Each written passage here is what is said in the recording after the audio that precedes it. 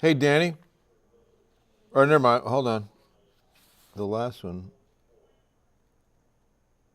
West end of Gillespie County. Okay.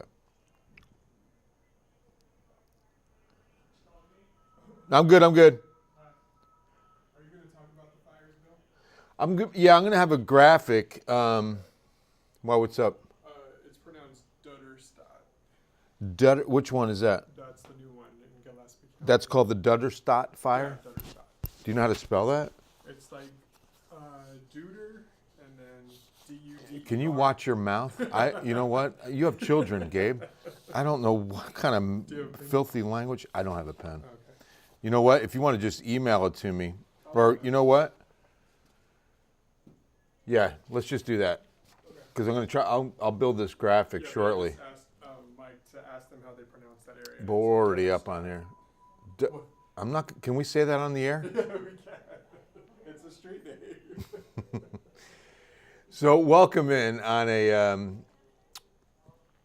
a Monday night. Bill Taylor here, and that was Gabe Vella, one of our producers, our executive producer, as a matter of fact, here in the evening hours. And we were talking about the newest fire. Let me just give you some of the information. You can see some of these that are burning.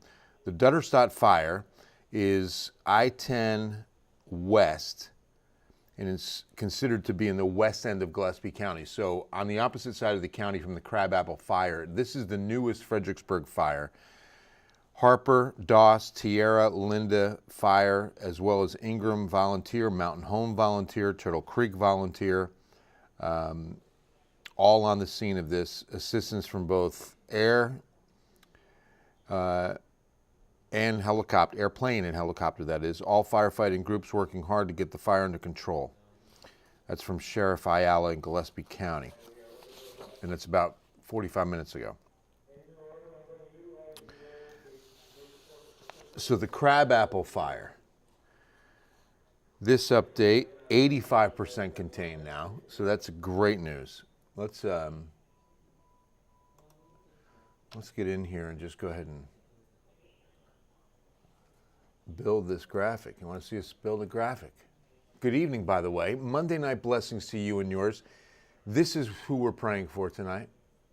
All these residents that could be impacted and affected by these wildfires. Lord, have mercy. Lord, give grace, give wisdom,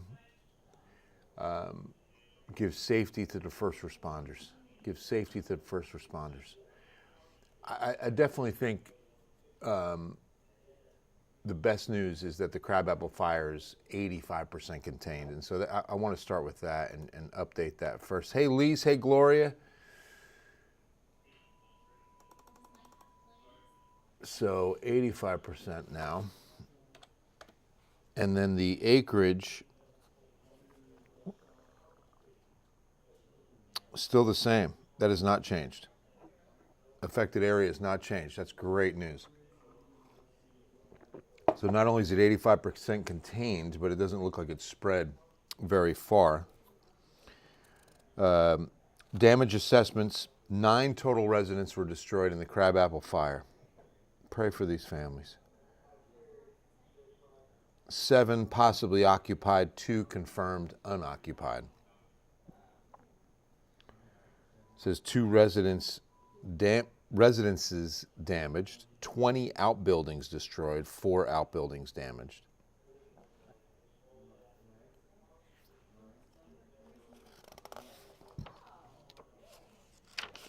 That's just Crabapple.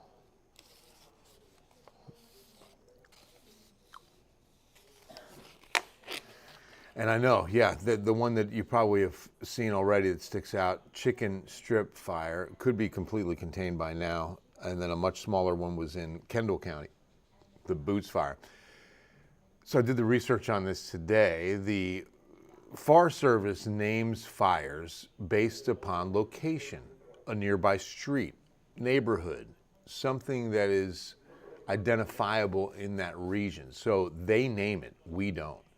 Just so you're aware of that. I'll look up the others, but while we're here, I think We don't have contained or any information like that on the other one. Yeah, the Crabapple one was the big one. That one started Saturday, and so grateful that it's up to 85% contained now. But here's the red flag warning. It's in effect until 10 p.m. tonight. I can't see why this wouldn't be reissued tomorrow. Conditions will be changing a little bit, and that's why we might not have a red flag warning tomorrow. I will say, oh, it's not my birthday, but thank you, Jacob. Windsor Mission Oaks, absolutely. Yes, protection. Amen. Hey, Brenda, good evening. Maria, windy in Rockport. Yeah, I'm telling you, the whole state. I mean, normally Rockport obviously is going to be pretty breezy. But today through Wednesday, a break Thursday, and then again on Friday. We're going to have weather impact alerts on low humidity, gusty winds, and what you need to do is avoid burning at all costs. Temperatures have been an issue as well. Not as hot today, and tonight we're in the mid-70s. Highs today were closer to seasonal, but still warmer than average. 84 where we should be at 74. 87 Uvalde, 83 Kerrville, 87 Seguin, 90 Del Rio, Carrizo Springs, 92 at Cotulla. It's still winter. Just 2-3 more days, but it is still winter.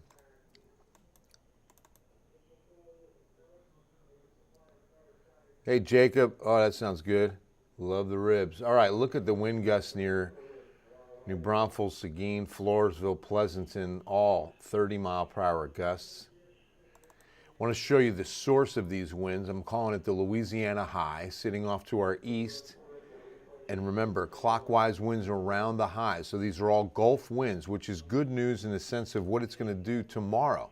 And that is raise the dew points. So we go up a few ticks on dew points into the 50s tomorrow, where they spent today in the 30s, 20s and 30s. And so there will be more moisture in the air. That's a good sign and should mean, hey, less of a fire weather threat, right?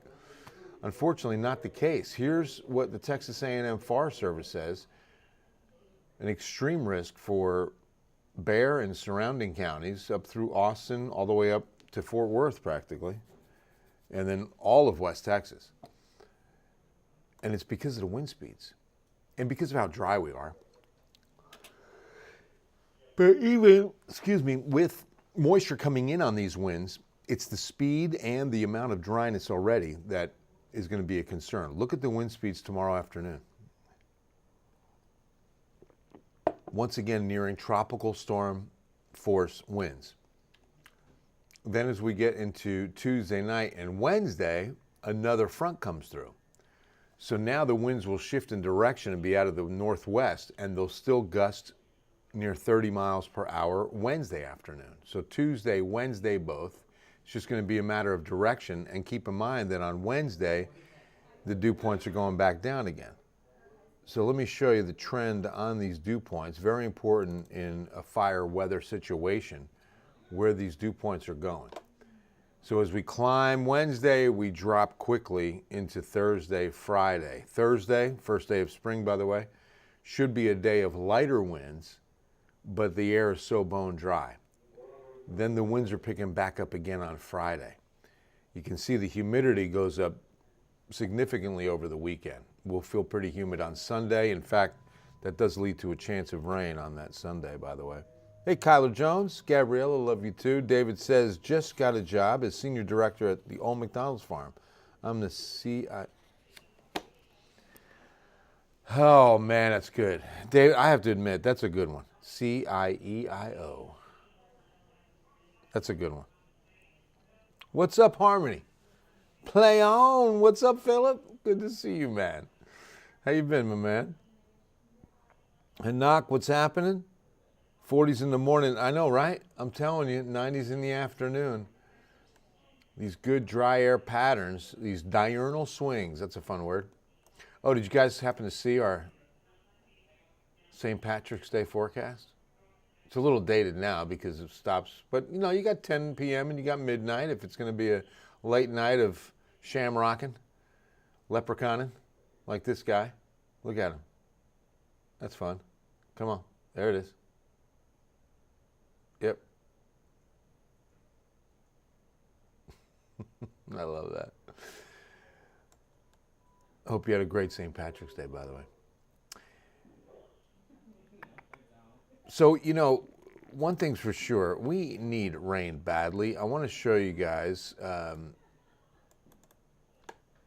only the drought being impacted, but of course, and that was a big change this week, or I should say last Thursday. But the aquifer, I can't remember the last time I've seen 627 feet. This is so low. Down nearly a foot from yesterday to today, and the monthly average is 40 feet below average. We're 40 feet below monthly average. I mean, that is just devastatingly dry. Now, the good news with the drought was that mountain cedar season was not bad at all. I shouldn't say not bad at all. I should say not nearly as bad as it can be and usually is. The average peak count in a mountain cedar season is 20 to 25,000. Our highest count this season was only 9,000 something, I can't remember, but it was under 10,000. We never had a 5-digit count. That's incredible. And a lot of it has to do with the drought. We didn't see the juniper trees bloom as much as they normally would, which produces the mountain cedar, which gets blown in on those strong north winds. The other side effect is going to be, we were talking about this today in the newsroom, there's not going to be as many bluebonnets this year. Just afraid of that impact. We love our bluebonnets, our Texas state flower.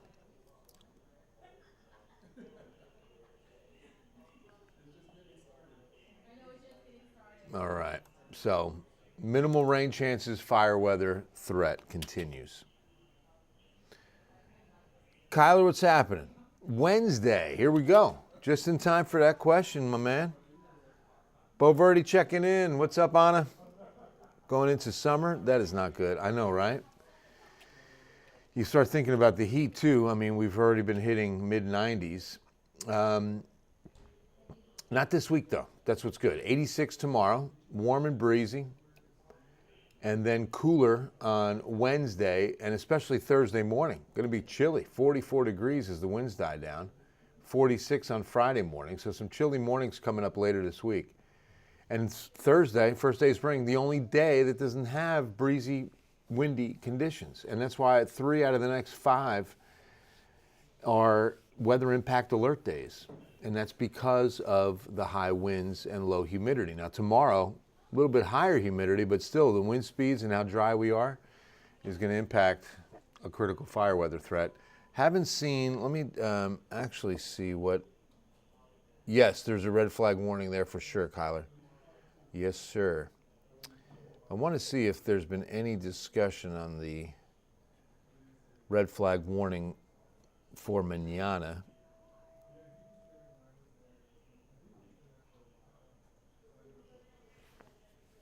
Remains tonight. Elevated to near critical fire weather Tuesday is what we're getting from the National Weather Service. Critical fire weather expected behind a Pacific front Wednesday. So definitely Wednesday more than tomorrow. Lingering fire weather concerns during late week, mainly west.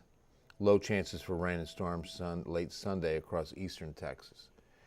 Eastern areas of our, not eastern Texas, eastern areas of ours. So that Saturday, Sunday, 20% chance, mainly east. But within reach, let's say that, and that's why I put 20% there for us. 20% Thursday the 27th. Those are the 2 of the next 14. What do you call a phony gem in Ireland? A shamrock. Nice. I do? Oh, I didn't know that. Thank you, Justin. We need the what? Oh, the rain. I'm like, yeah, absolutely. So temperature-wise, a little above average except for Thursday, first day of spring, but that's actually going to be right at it. And then we warm right back up, mid-80s over the weekend. Look at the last weekend of March to hit 90 on Saturday, 85 on Sunday. So remarkable. Pretty warm and pretty dry. That's the unfortunate, as well as the critical fire weather threat. So please do not do any burning of any kind, and just be very conscious of what you're doing with any fire, like your grill or a cigarette out the window or a cigar, anything, trailer hitches that could spark on the road, or, you know, just any kind of, because I'm telling you, one spark, and, you know, it's not going to take much at all to get a wildfire started, but then the conditions that are in place the next several days are spreading wildfires out of control. Yeah, it's true. I mean, there's not really, James, not a big overall effect, but just a dry pattern, just a really dry pattern. La Nina, last 2 years has definitely had its impact on us. All right, guys, it's going to wrap things up. Oh, we got a very special report coming up tonight from my good man, my good friend and colleague, Danny Hermosillo. This is going to be a great piece tonight about the Alamo and the very recognizable facade of the Alamo, which, by the way, you know, that design of the Alamo and how often it's used. It's one of the most recognizable landmarks in the United States. You talk about the Statue of Liberty, Niagara Falls, the Golden Gate Bridge. You know, when somebody sees that, they know what it is and can name it, right? The Alamo symbol, and how often it's used. I mean, you'll see it on a, auto mechanic shop, and they'll, Alamo Mechanics, or not that the name means that they even use the name Alamo, but they use that design. And what's interesting is that it wasn't originally built that way. The original Alamo the roof was straight across. The Army Corps of Engineers came in and designed that facade. Pretty cool. And tonight, Danny's going to be taking us on a little journey on that design, a Ken's 5 exclusive tonight at 10. Hope you can join us. I love you guys. God bless you, and have a wonderful Monday night. Stay safe out there. Please be kind to one another, and we will see you on Ken's 5 News at 10.